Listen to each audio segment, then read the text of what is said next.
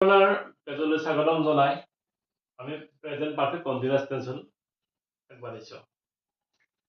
তোমরা জানাই present perfect কন্টিনিউয়াসের গঠন কি? সাবজেক্ট হ্যাভ বা হ্যাজ, বি ভার্বর পাস্ট পার্টিসিপল বিন, ভার্বর আইএনজি, অবজেক্ট বা কমপ্লিমেন্ট।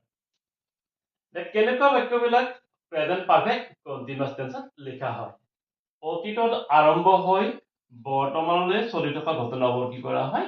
প্ৰেজেন্ট পাৰফেক্ট কন্টিনিউয়াস টেন্সত লিখা হয়।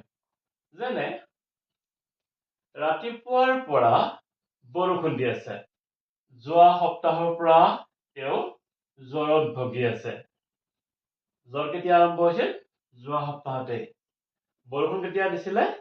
ৰাতিপুৱাই আৰম্ভ হৈছিল, এতিয়ালৈকে চলি আছে। যোৱা সপ্তাহতে বৰষুণ জ্বৰ হৈছিলে, এতিয়ালৈকে জ্বৰ হৈয়ে আছে। এমাহ ধৰি বৰষুণ দি আছে। কিমান দিন ধৰি? এমাহ আগতে আৰম্ভ হৈছিলে, এতিয়ালৈকে বৰষুণ দিয়ে আছে। অতীতত আৰম্ভ হৈ বৰ্তমানলৈকে চলি থকা এনেকুৱা ঘটনাবিলাক কি কৰা হয়? Present perfect continuous tense. মনে ৰাখিব, অসমীয়াৰ পিছত আমি ইংৰাজী কৰিম, বাকী চব ঠিক থাকিব।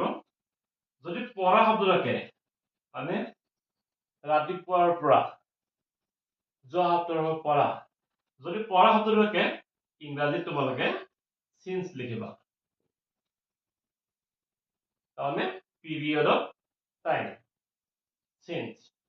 নেক্সট ধৰি, এসপ্তাহ ধৰি, এমাহ ধৰি, এবছৰ ধৰি, এটা হচ্ছে পয়েন্ট অফ টাইম। এটা কি হব? ফৰ লিখা হয়। কাৰ্টেন্সৰ ক্ষেত্ৰত সময় বুজা শব্দৰ আগত যদি সিন্স বা ফৰ থাকে, হা, সময় বুজা শব্দৰ আগত সিন্স বা ফৰ থাকিলে বাক্যটো প্ৰেজেন্ট পাৰফেক্ট কন্টিনিউয়াস টেন্সত হয়। আমি তেনেকুৱা বাক্য হাই টেন্সত পাই থাকো। They play in the field for 2 hours। প্লেত ব্ৰেকেট আছে, কি হব? ফর 2 hours আছে। 2 hours তো সময় বুজা শব্দ, দেখি কি হব এইটো? They have been playing.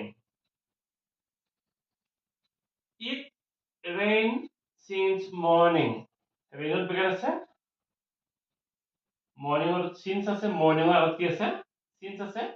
So it has been raining since morning.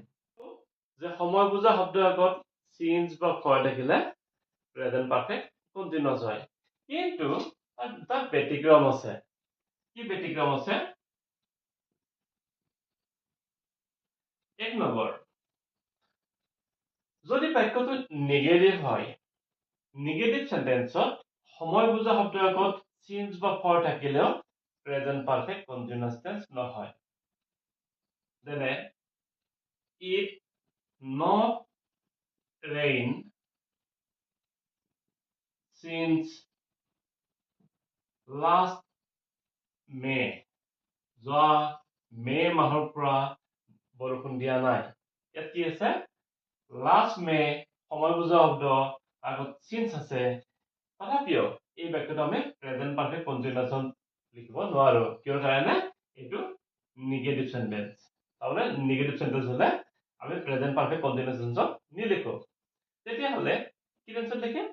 এইটো প্রেজেন্ট পারফেক্ট কন্টিনিউয়াসৰ সলনি, সৰি, প্ৰেজেন্ট পাৰফেক্ট কন্টিনিউয়াসৰ সলনি প্রেজেন্ট পারফেক্ট টেন্স হব। কি হব? It has not rained since last May।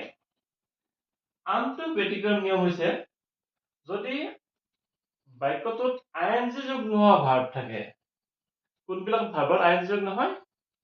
যিবিলাক আমাৰ জ্ঞানেন্দ্ৰিয়, যিবিলাক ইন্দ্ৰিয়ৰ জৰিয়তে আমি জ্ঞান লাভ কৰো, সেই সেন্স অৰ্গেনৰ লগত জড়িত যিবিলাক ভার্ব আছে তাত কেতিয়াও আইএনজি যোগ নহয়। যেনে যিবিলাকত আইএনজি যোগ নহয় ভার্ব, এটা কি হব? সেই বাক্যবিলাকতো সিন্স বা ফৰ থাকিলেও বাক্যটো আমি প্ৰেজেন্ট পাৰফেক্ট কন্টিনিউয়াসৰ সলনি প্ৰেজেন্ট পাৰফেক্ট টেন্সত লিখিম। আশা কৰিছো তোমালোকৰ এই টেন্সৰ নিয়মখিনি প্ৰেজেন্ট সিম্পল প্ৰেজেন্টৰ পৰা প্রেজেন্ট পারফেক্ট কন্টিনিউয়াসলৈকে যিখিনি দিছো বুজি পাইছা? এইখিনি আমি নিয়ম, এই নিয়মখিনি যাতে আমাৰ সকলো ছাত্ৰ ছাত্ৰীয়ে পায়, মেট্ৰিক, হায়াৰ ছেকেণ্ডাৰী সকলোৱে পায় যাতে, আনকি বিদ্যালয়ত পঢ়ি থকা ল'ৰা ছোৱালীবিলাকে পায়। তাৰোপৰি আমাৰ নিজৰ জিলা নহয় আন জিলা যদি কোনোবা সম্পৰ্কীয় আছে তেওঁলোকক দিব পৰা মুঠতে সকলোৱে লাভৱান হ'ব লাগে